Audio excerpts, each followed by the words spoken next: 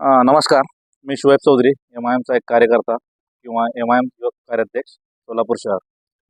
महाराष्ट्र सरकार हे मुस्लिम विरोधी आहे, हे आज अजून एकदा सिद्ध झालेले आहे. कारण आज सोलापुरात उर्दू घरचा उद्घाटन होता आणि त्यासाठी महाराष्ट्र सरकारचे अल्पसंख्याक मंत्री, सोलापूरचे खासदार, आमदार आणि सोलापूर शासनाचे कलेक्टर साहेब वगैरे, सोलापूर जिल्ह्याचे कलेक्टर साहेब वगैरे उपस्थित राहणार होते. परंतु ना खासदार आले, ना मंत्री साहेब आले, ना आपले सोलापूर जिल्ह्याचे कलेक्टर साहेब आले.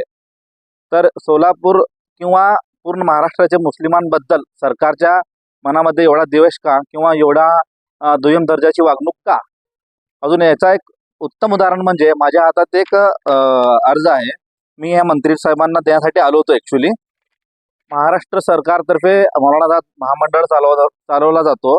त्याचा निधी मागच्या 20 वर्षामध्ये फक्त 500 कोटी रुपये देण्यात आलेला आहे. याच्या व्यतिरिक्त दुसरे जे मंडळ आहेत, अण्णाभाऊ साठे किंवा अण्णा पाटील महामंडळ यांना हजारो कोटींमध्ये निधी देण्यात आलेला आहे.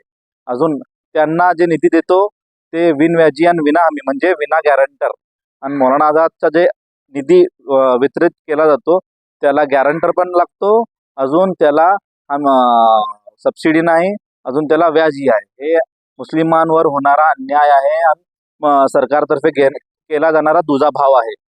आज एमआयएम याच्या विरोधात आक्रमक होणार आहे आणि या अन्यायाविरोधात लढणार आहे. आणि जोपर्यंत मुस्लिमांना न्याय भेटत नाही, मौलाना आझाद महामंडळांमध्ये विना हमी आणि विना व्याजचा कर्ज उपलब्ध होत नाही, तोपर्यंत एमआयएम या लढ्याला लढत राहणार आहे. का मारलं म्हणजे ॲक्च्युली हे मुसलमानांविरोधात होणारा अन्याय आहे ना. ॲक्च्युली ते आलेच नाही, मुसलमानांची त्यांना पर्वा नाही किंवा त्यांना मुस्लिमांसोबत काही आपुलकीच नाही आहे. आणि डॉक्युमेंटली सिद्ध आहे, मागच्या 20 वर्षामध्ये फक्त 500 कोटी आणि अण्णासाहेब पाटील महामंडळाला 5 वर्षात 5,100 कोटी दिलेले आहेत.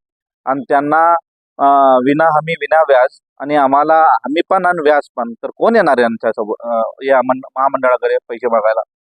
एमआयएम याचा खपून घेणार नाही आणि एमआयएम रस्त्यावर उतरून याचा निषेध करणार. आणि जोपर्यंत ही मागणी पूर्ण होत नाही तोपर्यंत एमआयएम शासनाची लढत राहणार. आपल्या शहरातील ताज्या घडामोडी पाहण्यासाठी हल्ला बोल भारत न्यूजला सबस्क्राईब करा आणि बेल आयकॉन प्रेस करा.